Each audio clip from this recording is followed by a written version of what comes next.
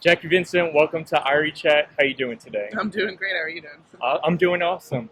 I heard that 2020 is going to be a big year for you. Not only do you have new shows, but you have new music coming up. You're working on a new album.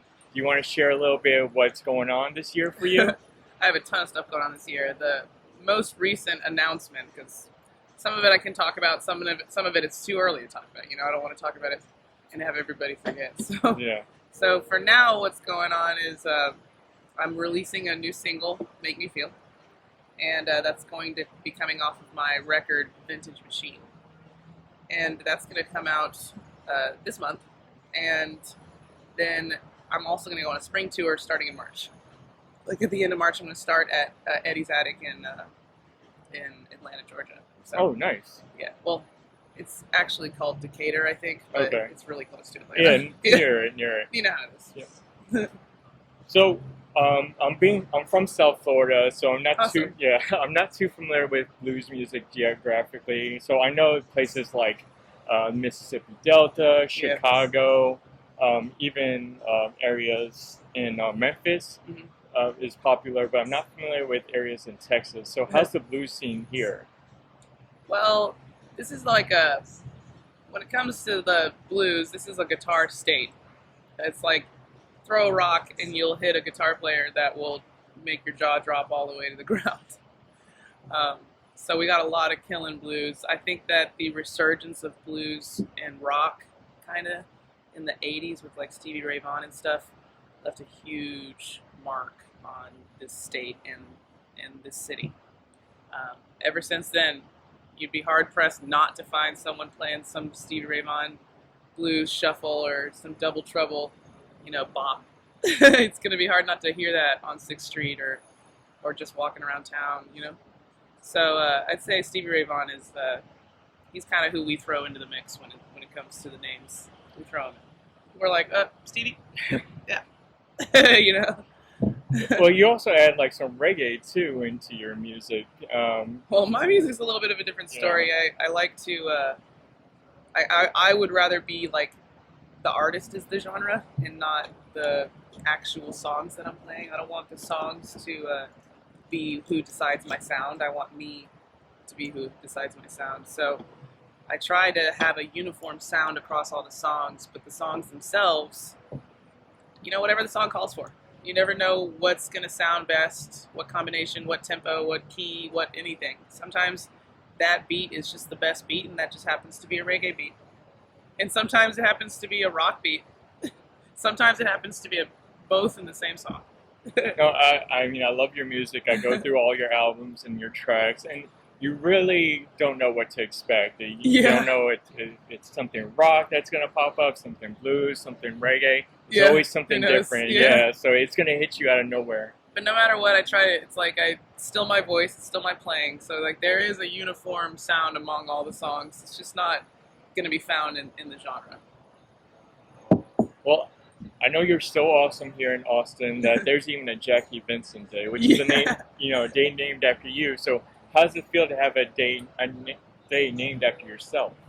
It's pretty cool. It's actually on May 22nd, I believe, or no, May 21st, and it's pretty awesome. It's like it's kind of like having a key to the city or something. It's just really cool to get love from the community that you grew up in, and that's really, really what it means. It's really special that Austin does that for its musicians and its people. So do you do anything special on that day? You treat it like a birthday, or do you do any shows? I usually at least mention it to people. I'm like, hey, need I remind you? Yeah, it's But Jackie Venson It's Day. Jackie Venson Day. I just want you to know that. And I do that sometimes jokingly, Yeah. Because really, like I said, it's really just about the love in the community. And the actual day is just a symbol of that. And that's really what means so much. Yeah. And sometimes I have a concert. I had a concert the first year that it happened. And this year my dad's going to be playing a concert right around Jackie Venson Day. So that's pretty cool. Stuff's always kind of happening that month, so it's not hard to find stuff to do on Jackie Venson Day. I think they say at the city, whenever they give you a day, you have to say what does everybody have to do on your day. So on Jackie Venson Day, everybody has to listen to an artist that they normally wouldn't listen to, or a genre. If you don't normally listen to hip hop, you need to go listen to at least one hip hop song. At least one. One hip. Or if you don't normally listen to rock, Mm-hmm. you need to go listen to at least one rock song. Okay. No, Like, I find like the that. genre you listen to the least and explore it for just a little bit. Yeah. Give it a chance. Yeah, I like that. I'll definitely do it myself. Yeah. Give it a chance. So I know, like growing up, a lot of Disney movies have played a strong influence in your music. Is there a particular one that stands out? The Lion King. The Lion King? For sure. Why is that? Just through and through, just a phenomenal piece of art. Did you see the new Lion King movie? I didn't because I heard the music's a little bit different, so I'm nervous about it. But at the same time, I saw who's doing the music, and obviously they're awesome because it's Disney and they have more money than God, so they can get anybody, including like literally Beyonce. So I should give it a chance, but I also have like a whole list of other movies I want to see, and the animated version of The Lion King is just, it's so good, man. Yeah, it's classic. It's just so good. It's like, I think it's probably, I haven't looked up statistics, but it's got to be one of the more popular Disney movies. Oh yeah, no, I mean it's awesome. Like, what's Disney without The Lion King, man? Seriously, like the Broadway show and everything. It's like, wow. Have you seen like the sequels to the Lion King movies as well? Yeah, when I was a kid, I was a fan. I was a fan of the whole franchise. I actually really liked Lion King 2: Simba's Pride. I really liked that was one. good, yeah. I watched that movie a lot when I was a kid. My mom would be like, "What do you want to watch?" And that was just on repeat. And I thought the music was actually really good for that one. And I wasn't like, it's really hard to beat the Lion King's music. So the fact that like the second one had a few songs where I was like, and I'm gonna be honest with you, the Broadway show, they use one of the songs from the sequel in the Broadway show, even though the Broadway show is the first one. Yeah. They like, one of the songs from the second one is so good that they were like, and they stole it and put it in the. Whoa. Yeah, really. I saw the Broadway show. I was like, wait a minute, that's not in the Lion King.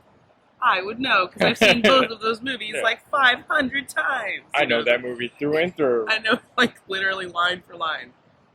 But yeah, so you said a huge part of my growing up was Disney because it's impossible for it to not be a huge part. Like if you're a kid and you have a television, you're watching Disney movies. And that's the end of the story. And the other thing about Disney is the quality of the art. There's, like say what you will about the company, the quality of the product that they put out has always been super high. And it's because they just care. They always did. They just care.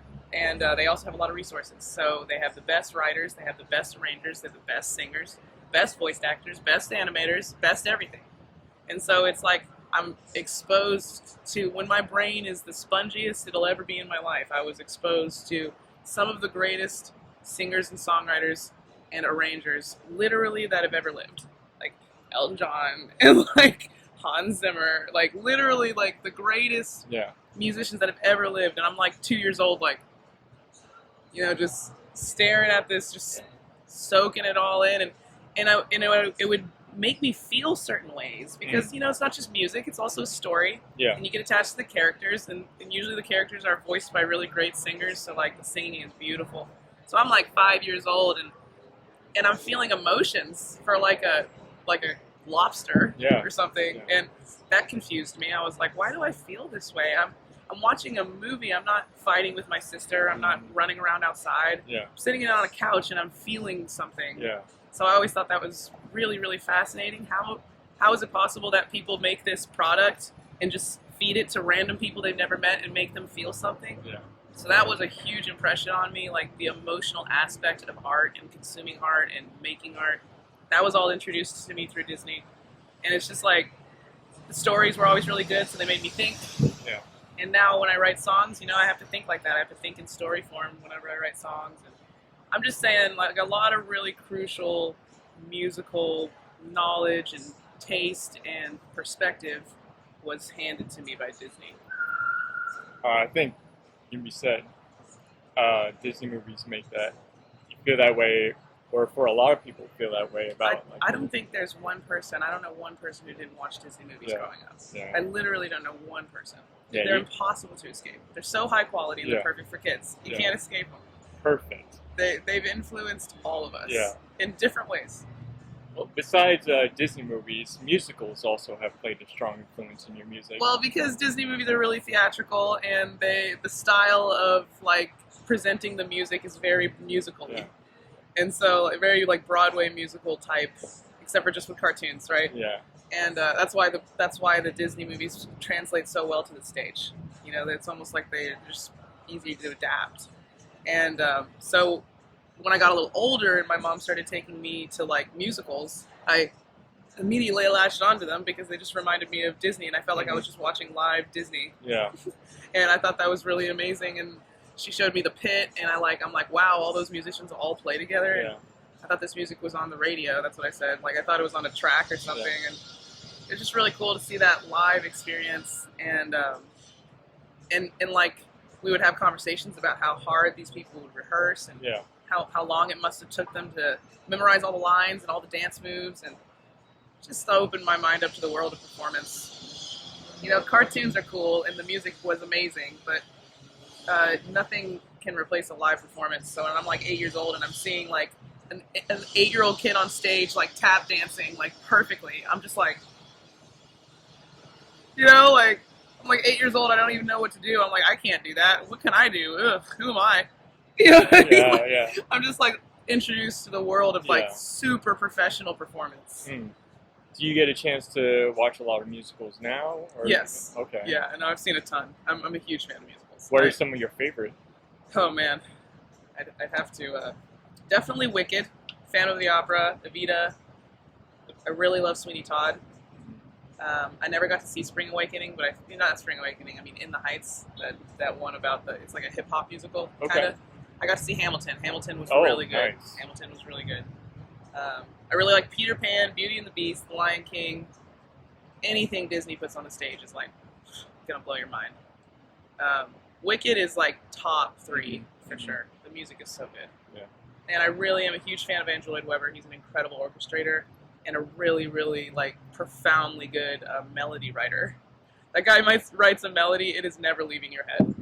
It's like I know people who know his songs and they don't even breathe in the direction of musicals. Like Yeah. they don't even think about musicals and they still know the Phantom of the Opera. Yeah. You know what I'm saying? Like that guy managed to cross musicals over into the popular world, which is an amazing feat. It's usually a very niche interest. You know what I'm saying? Yeah. Like Yeah. there's like 2 weird theater kids at school that like musicals, and everybody else is like.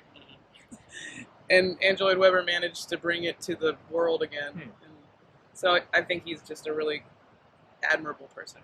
That's amazing. Yeah.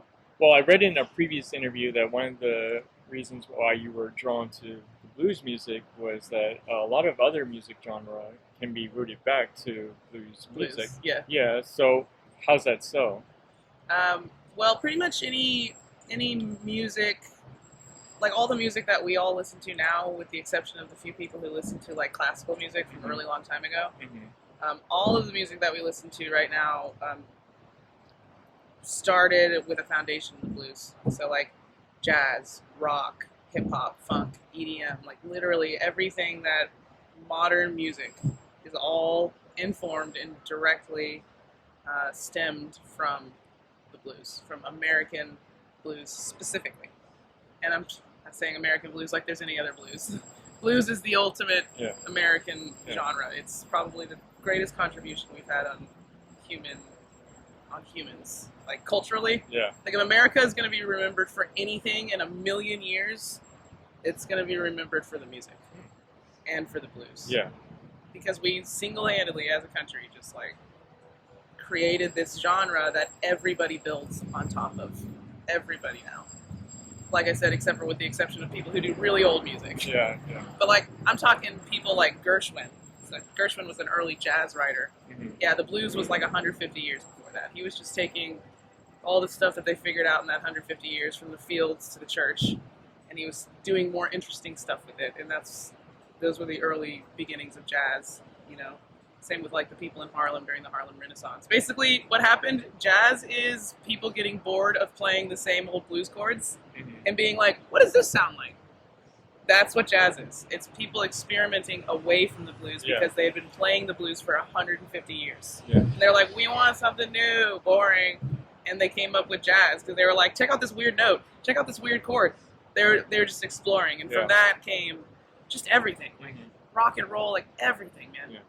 And so it's basically like, unless you're a classical artist, you're lying to yourself. You say that blues hasn't influenced you. You're lying to yourself.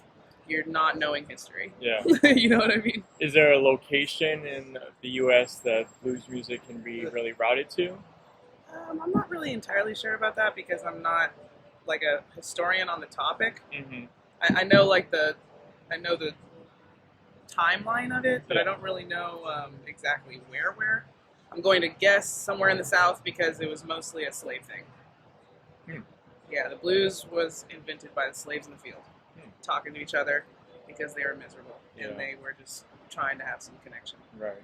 And trying to have some sense of community in the terrible conditions that they were forced to live in. Yeah.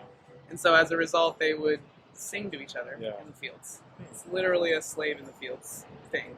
That's interesting. And then the one day they had off a week, which is Sunday, because it's like, oh, we got to make them church God-fearing people. Yeah. The one day they had off, they got to be in a room together and not have to work. Yeah. And that's when they would sing with each other. That's when instruments started being applied. And it's like this whole and fascinating history. Yeah. Sad and also kind of beautiful in a terrible way. And but it came from slavery. So I'm going to guess somewhere in the South, but I don't really know where. One thing I thought that was really awesome about you is that when you were younger, that you used to play for your dad's band during his shows, but now he actually performs with you in your shows. Well, I mean, we trade. Sometimes he played at Geraldine's the other night, and I sat in with his band and played a couple of guitar solos with his band. So what's that depends. Like? Yeah. It depends, yeah. What's that like to have your own dad just play with you and rock out? It's a good time. Yeah. It's a really unique experience, and I'm really grateful for it. Not too far from here is Maggie Mae's, which apparently you had one of your most memorable gigs. I can't remember. I remember saying that, but I don't remember when I said that. Yeah. But so I'm gonna be honest. I've played since I said that. I've played a ton of gigs. Yeah, yeah. And it's not that I don't remember it. It's that I don't remember the exact lucid details of it. But I do remember the feeling, and I think. Just based on the feeling that I remember, because I do remember playing there. I played there with my dad, because I didn't have a bass player. I just had a drummer, and my dad was my bass player for the gig that night. Mm-hmm. And I was really nervous about it. We had only rehearsed once. I felt like we didn't have enough music, and I felt like I wasn't good enough on the guitar. This was literally 6 years ago, maybe 7. I felt like I wasn't good enough on the guitar to be able to stretch out the solos and make the set longer. Yeah. You know, because when you only have an hour but you have to play for 3. You just make the guitar solos longer, and you make all the songs longer. Yeah. And I, 7 years ago, I was 2 years into guitar playing, I felt like I wasn't ready to be able to stretch. Yeah. So I was really nervous about the gig, really. And it ended up being the exact opposite of what I thought. And I actually ended up stretching out guitar solos because the crowd was so supportive, and there were so many people there. It's this huge crowd just decided to just come into the bar. Yeah, yeah. And there were so many people there, and they were all dancing, and they were just having such a great time that they were encouraging. And so I would play a solo, and I would think I was done, and they'd be like, keep going, and then I'd be like, well, I guess I got to keep going. And they forced me to step outside my comfort zone, but they were also really supportive about it. Mm-hmm. And it was just the first time I actually felt like a performer. I felt like I was finally capturing that vision I had 2 years before when I picked up the guitar. Yeah. I was like, I'm going to pick up the guitar because I want to do that. Yeah. I want to be on the stage and everyone's like, yeah! And I'm like, it was a moment where I got to see and hold the vision for a second. It was the first time I really got to hold that vision and feel it. I was like, this is what it feels like to be a good guitar player. Yeah. This is what it feels like. I got to keep... So that's what I remember, and I think that's why I said that so long ago, that was one of my most memorable gigs. Do you have any other memorable gigs that you can think of? So many. Oh my God. Many? Too many. I don't even know where to begin with. Yeah. I think probably the most recent, most memorable gig would be the Paramount Theater show last year, because I sold it out, and it's a really hard venue to sell out, especially if you're a local artist. Oh, nice. So that really meant a lot to me, and the show was awesome. The venue's really great. Well, besides doing shows here in the U.S., you also do a lot of shows in Europe, too, or tour around there. So how's the vibe there compared to here? It's actually like just the same. They Same. just don't speak English the way we do. That's about it. That's Yeah. about it. The language is different, and otherwise the clubs, all the spaces, they all look the same. Everything's the same. Everywhere I've gone in the world, everything's the same. I'm trying to get to a place where it's not like America. You want something different. Yeah, I want to go somewhere like opposite, just to see like see that it exists. Yeah. You know, because like I go to Europe, I feel like I'm just. When I go to Germany, I feel like I'm just in America, but everybody's speaking German. Yeah. That's how I feel. And people are like, no, the countryside's beautiful. I'm like, yeah, so's the American countryside. Yeah. It's like, we got some beautiful mountains Yeah. over here, too. Yeah. It's like, oh, I see your Alps, and I raise you like Alaska. I raise you the entire state of Alaska. It's like, whoa. Yeah. So is there a country besides Europe that you would like to maybe perform at or check out? You know, I really would, even though it's going to be a really hard flight. I want to go over to just the Japan, Australia side of the world, and I want to spend like a quarter of a year just over there. I want to do Japan. I want to do Australia. Maybe I think New Zealand's over there. Yeah. Like within reasonable, because like Japan from here is really far, but Japan from Australia is more reasonable. Oh yeah. More doable. Yeah. You can just hop around to other places. Hop around over there. Yeah. I just want to be in that corner of the world and hit a few different countries over there. That would be really neat because I feel like Japan would maybe make me feel like I was somewhere different. Yeah. I know Japan it's like hyper like advanced. So it would probably make me feel like I was in the future, which would be really cool, and I would like to feel that way. Yeah. Isn't Japan where you can sleep in those pods Yes. too? Oh yeah, that Japan's, is futuristic. Yeah. They like all the stuff that we do like 30 years after they do it. Like flip phones, they were doing flip phones in like 1996. I'm not even kidding. They're like Razor flip phones, cameras and everything. Like 15 years before we were. They're always super ahead. So like I hear whenever people go to Japan, they're always like, it's really just crazy. Like it's like you're 20 years in the future. And I'm like, dude, I'm down. I want to go. Yeah. Well, since you like tour a lot, abroad, do you have a favorite venue that you like to go to when you are? When I go abroad? Yeah. I usually really just love playing festivals over there because that's the only time I feel like I'm like in Europe. Because the people are different and the clubs, all the clubs, they all want to look like a club. So it's just like, I feel like I could be anywhere. It's like being at a Target. You're in a Target. What city are you in? You're like, any city. Yeah. And that's how I feel about clubs. Like, 300, 400 capacity clubs. The only time I don't feel that way about a club is at home because I have like personal attachment to the people who run the clubs here. Yeah. Because I live here. But anywhere else I go, a club's just a club. So I really just like playing at festivals whenever I go over there.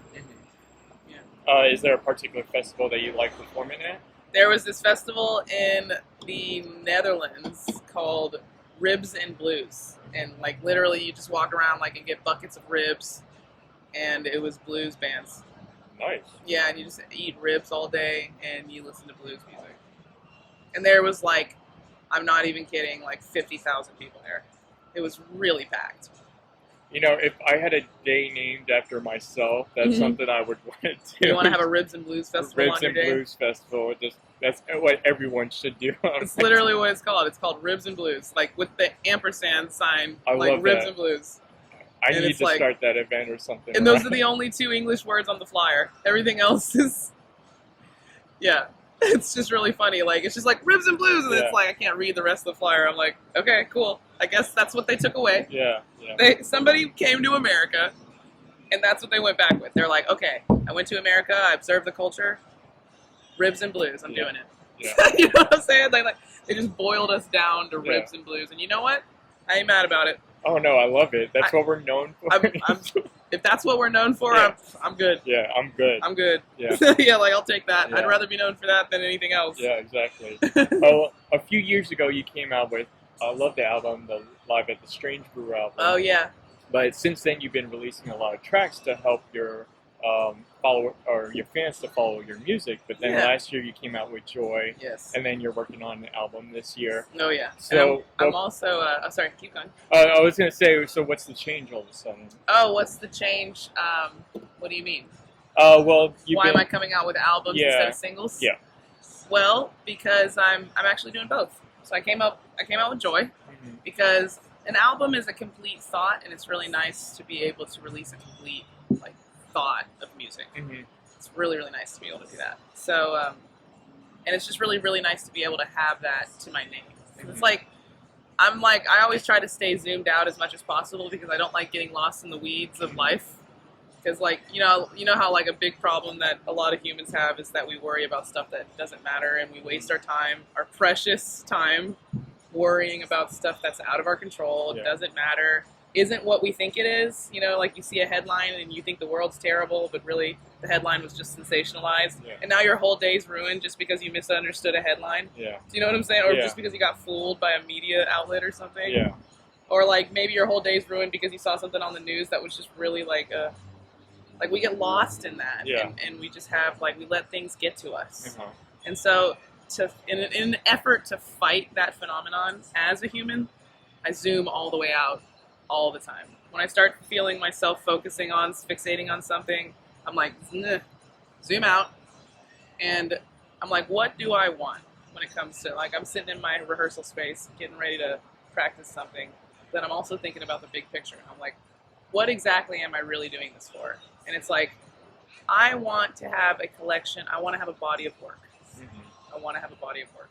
When I leave this planet, I want there to be just, like, so much freaking music out under my name. It's like, you couldn't even listen to it all, even if you tried. Infinite music. Just, like, so much freaking music. Like, I don't think I could. I would have to really try to listen to all of the Beatles music. I would have to really try. They have like 700 songs out, man. I'm serious. Like, they have like 15 albums. Same with Prince. Same with Frank Zappa. Like, you would have to try to listen to all these people's music. It's nuts, and you'd probably run out of time. It would take you weeks. No, seriously. To really consume all of it, it would take you months. To be able to be like, yeah, I've heard that song and I know that song. For the Beatles, for every song they've ever released, that's going to take you half a year. And that's what I want. I want, like, so much music that you can't even listen to all of it. And so I release albums, I release singles. Wanderlust came out in October of last year. And that was just a single. That wasn't a part of any project. I'm getting ready to come out with this new project, but I also started a side project where I remix my own music. So I'm going to be coming out with a Joy remix album in the summer. I'm really excited about that one. That one's coming along really great. And so I'm going to be just, like, releasing singles, releasing albums, releasing remixes, and also probably in the future I'll start collaborating with other people too and start getting, like, features and collabs and co-writes and stuff. That's going to happen eventually, but right now I'm having a lot of fun just, like, getting lost in my own brain. Anyone in particular that you want to collaborate sometime in the future? You know, me and Cam Franklin from The Suffers, we've been kind of chatting and bouncing demos back and forth to each other, and she's been someone I've wanted to, like, hang out with and write with for a while, so that's been a really cool new development. Hopefully we'll come out with something soon, but we're both front women, so we're just kind of taking a real laid-back approach to it right now. It's because, like, it's just really hard to, like, unless it's, like, Nashville style and you make an appointment and you're like, okay, we are writing now, and like, you sit down and you get something done. It's really hard because music is just so intangible. You know, it's like, you can't be like, this is the idea and we're putting it there and we're gluing it down. It's like, no, there's so many ways every song, every melody, every note can go, and so right now we're taking a little bit of a laid back approach. Well, I know there's a special group out there called the JV Squad, which is a Facebook group. Or for your fans to join. So for those who aren't familiar with that group, do you want to explain what the JV Squad is? So the JV Squad is the only place that you can, like, talk to me and, like, know that you're talking to me and not just to somebody who's responding for me. Because I have to get people to respond for me because I've recently gotten my page up to about 80,000 followers. Nice. And sometimes they ask legitimate questions like, hey, are you coming to my city? Hi, what time does your set start? Hi, where can I, like, buy your album? Hi, is there any way I can, like, donate money to you? Like, they, like, say stuff like it's, like, really pertinent and important to the career and to their experience as a fan, right? And so I need those questions to be answered, but I can't be spending time on my phone all the time, like, answering messages. I can't do that. So for that purpose, I get people to respond for me, as me. However, the JV Squad, I respond as me. And you can go and post on the wall, and you can ask me questions. and I will respond. And I thought I made it a closed group so that it wouldn't be chaos. Mm-hmm. It's only for people who really want to join. If you want to join, you have to go and you have to press join. And that weeds out like any kind of spam or any kind of like people who are just trying to troll the page or whatever. Yeah. So it's moderated, and it's just a nice place for information. I just wanted a place where people could know, like they don't have to keep scrolling and they don't know where to find the info. I wanted a place where we could just have it all. And it's basically, I think I'm describing a fan club. The brand new concept of a fan club. Yeah. Brand new. It's never happened before. So yeah, it's my fan club. Yeah. Long story short, but you asked what's the purpose of it? Yeah. Communication. Yeah. I love it. No, you have your fans to have a close personal interaction with you. No, it's awesome. Yeah, it's the privilege we get having the internet. Yeah. We didn't get that privilege before. Right. Well, Jackie, we're at the end of our show. Is Nice. there anything I haven't asked I mean, not you? nice. What I mean is, I've had a good time. I've had a nice time. It's an awesome time. Yes. Is there anything I haven't asked you that you want your fans to know? Well, I just want everyone to know to just be following me, look me up online. I'm going to be touring a ton this year. I'm going to be going to the Midwest. I'm going to be going to the West Coast. I'll be in Colorado. I'm even going to like Idaho. So like I'm going to be in America mostly this year. I'm going to take a little bit of a break from Europe and focus on America. Focus on my own backyard for a second. And I'm going to be all over this country. So just like go to my website, go to my page, join the JV squad, and also check out my new music coming out this year. Awesome. Well, I look forward to it. But Jackie, thank you so much for joining us on Irie Chat today. No problem. As a token of appreciation, and also as a birthday gift, since I heard it was your birthday a couple Yeah. of days ago, which apparently I know it's at the same time as Bob Marley's birthday too. Right around there. Yeah, Yeah, that's true. which is awesome. So thank you for spending like a birthday week with us. Such No, a no privilege. problem, man. Good times. Thanks for the food. Yeah, but before we came here, we had an interview with comedian Marvin Hunter in Mississippi, and I Cool. saw this awesome cigar box guitar, which I Wow. thought it would be an awesome gift to give That's to awesome, you. man. And I even have a finger slide somewhere. Oh, I'll find it. I'll find it. you're holding it like a natural. So, Yeah. But I was so Or excited maybe hold about. it like this. I was excited about meeting you that I even got one for myself. So Oh, maybe we can nice. try to rock out. I'm gonna try to learn how to do one of those like play behind your Uh. head and stuff. But This is a really well-made one, man. Yeah. Thank you. Yeah. This is really nice. yeah. I'm gonna learn how to play it. I'm serious. I'll play it and then I'll live stream it to the JV squad. Oh, that's awesome. So tune in, man. Yeah, but definitely enjoy the cigar box guitar from us. But Jackie, or Jackie Venson, thank you so much for Yeah. joining us on an Irie Chat from the bottom of my heart. You are awesome. Your music's awesome. Everyone should be following you. This is cool, man. I'm so stoked about this.